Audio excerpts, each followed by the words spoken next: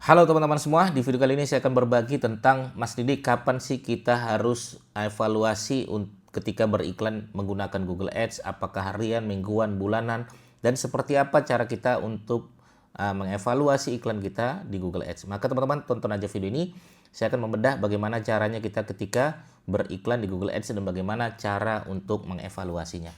Tonton video ini sampai selesai.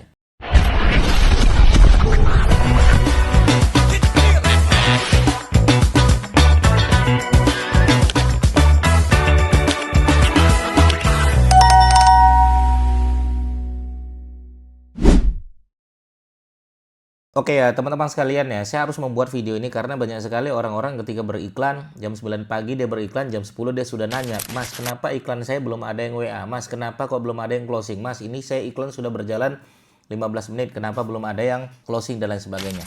Saya pengen meluruskan dulu teman-teman sekalian. Kalau teman-teman pengen sesuatu hal yang super simple gitu kan, iklan jam 9 terus jam 10 atau jam 11 pengen dapat hasilnya, sementara budget iklan teman-teman sekalian adalah 50.000 per hari, maka saran saya jangan main Google Ads, jangan main Google Ads.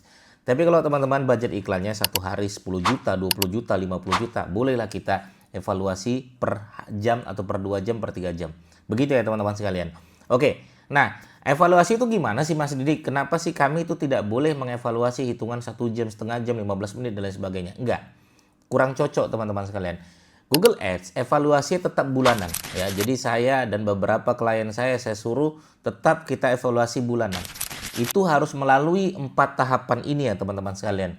Jadi ada 4 tahapan yang teman-teman wajib harus melewati ini baru kita melakukan evaluasi secara bulanan. Ya, secara bulanan ya. Dan berapa campaign yang kita bangun gitu ya. Berapa campaign yang kita bangun ya, dan kemudian kita harus mengevaluasi ya, mengaudit berapa dana yang kita keluarkan, berapa dana yang kita dapatkan. Jadi auditnya adalah kita mengeluarkan biaya berapa dan berapa yang kita dapatkan. Oke, simpelnya begini. Satu campaign, ketika saya membuat suatu campaign ya, maka Google akan memberikan anggaran. Anggap anggarannya 200.000 ya, 200.000 satu campaign. Berarti per bulan berapa? 6 juta ya. Oke, kita buat lagi campaign kedua. Misalnya kita ada total ada sekitar 40 kata kunci. Saya satu campaign itu 20 kata kunci teman-teman. Jadi kalau dua campaign ya 40 kata kunci. Anggaplah kita mainnya 40 kata kunci, dua campaign 200.000. Dia 200.000 kali 2 400.000, berarti kali 30 12 juta. Oke ya. 12 juta biaya anggaran kita. Oke. Dan itu berapa klik yang kita dapatkan, berapa konversi yang kita dapatkan, berapa ya biaya yang kita keluarkan. Nah, itu harus melewati 4 tahapan ini ya, harus melewati 4 tahapan ini. Apa itu Mas Didi? Pertama, ya, yang harus dilewati adalah website, traffic atau landing page yang kita targetkan.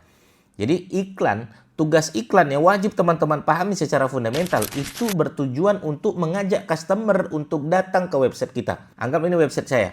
Oke, gimana cara website saya ini dikunjungi oleh orang? Salah satunya adalah dengan beriklan namanya Google Ads.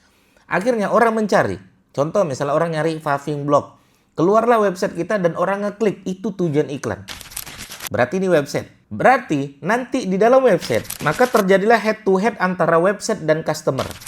Ya, antara website dan customer. Makanya website harus ngerti copywriting yang baik. Website harus ada headline, sub headline, ada call to action, ada testimoni, ada foto produk yang jelas. Gitu kan, ada menjelaskan siapa saja yang sudah membeli produk ini, bagaimana cara membeli produk ini, dan call to actionnya sebelah mana, klik tombolnya sebelah mana. Itu harus ngerti dalam pembuatan copywriting website. Kenapa? Karena website nanti akan bertarung head to head langsung sama customer. Oke, ini website, namanya traffic. Nanti kalau mereka sudah masuk ke dalam website, di dalam website itu ada namanya tombol call to action. Call to actionnya itu bisa ke WA, bisa ke pihak ketiga, ya, atau bisa ke telepon, ya, atau bisa ke map, ya, macam-macam. Call to actionnya macam-macam. Biasanya ke WA orang-orang. Nah, dari sini barulah diklik orang, masuk namanya leads. Oke, ini website, ini yang kedua namanya leads. Gitu mereka masuk call to action, jadilah leads namanya. Tapi belum tentu masuk ke WA real. Masih leads. Ya, kalau di data namanya konversi. Sudah ada yang ngeklik tombol call to action, tapi belum langsung ke WA real. Kenapa? Karena kita kalau masuk ke website, teman-teman coba aja klik. Itu harus butuh 3 kali klik baru masuk ke WA real. Dari sini, lead sini, barulah nanti teman-teman ada data namanya WA real. WA real ini yang data siapa? WA real ini data namanya admin. Makanya saya, kalau evaluasi saya tanya, ini di data konversi, ada 154 yang ngeklik. Berapa yang masuk ke WA Reel?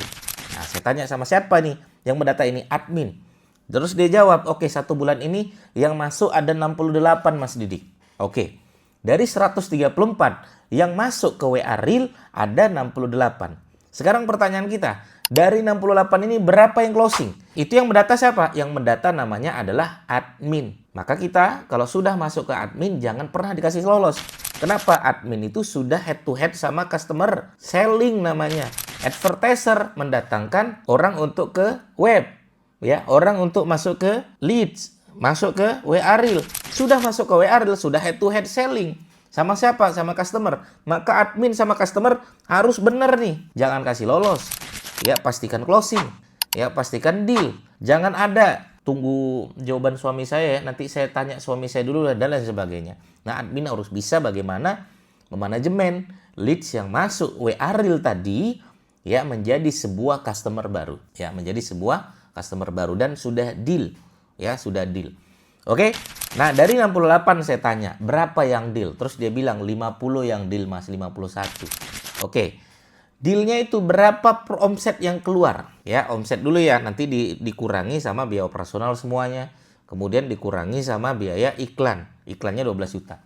Dia bilang, oke Mas, kita dapat karena ini biayanya besar ya teman-teman ya, produk B2B. Ya, marginnya besar, makanya main Google Ads itu cari yang marginnya besar. Saya kurang setuju juga kalau main retail, ya marginnya tipis, main Google Ads saya kurang setuju. Tapi teman-teman main yang B2B sekalian, yang besar sekalian, jadi kalau sekali deal itu bisa menutupi banyak hal. Ya, itu yang teman-teman harus pahami. Oke, dari sinilah nanti teman-teman dapat keuntungan. Dia bilang, dapat Mas 132 juta. Oke, kurangi 12 juta. Karena biaya 12 juta. Kurangi 12 juta, dapatlah hasil. Ya, yaitu berapa? 120 juta. Oke, berarti profit dia 120 juta, biaya yang dia keluarkan 12 juta, maka terjadilah keuntungan. Ya, terjadilah keuntungan. Nah, begitu teman-teman sekalian. Evaluasi Google Ads itu tetap harus bulanan dan berapa yang kita keluarkan, berapa yang kita dapatkan, berapa keuntungan bersih yang kita dapatkan ketika kita beriklan. Itu yang enak kalau teman-teman ngitungnya. Jadi bukan saya ngiklan Mas, kenapa yang belum ada yang WA hari ini? Mas udah ngiklan kok yang WA aneh-aneh ya? Mas sudah ngiklan, kenapa kok sudah ngiklan setengah jam, kok yang nelpon baru 2 orang, dan lain sebagainya. Maka tetap evaluasi adalah per bulan, minimal per bulan. Maka kita evaluasi ada 3 teman-teman. Evaluasi bulanan, evaluasi per 6 bulan, evaluasi tahunan. Begitu ya teman-teman sekalian yang beriklan di Google Ads. Jadi saya tidak merekomendasikan teman-teman untuk mengevaluasi harian, mengevaluasi jaman. Kenapa? Karena bisa jadi sepi dari Senin, jangan-jangan Selasa rame. Kok Selasa sepi? Jangan-jangan Rabu rame. Kok Rabu sepi? Jangan-jangan Kamis rame. Kok Minggu ini sepi? Jangan-jangan minggu depan rame. Dan lain sebagainya. Begitu ya teman-teman sekalian, semoga bermanfaat. Bagi teman-teman bertanya, silakan langsung aja bertanya di kolom komentar kami. Assalamualaikum warahmatullahi wabarakatuh. Bye-bye.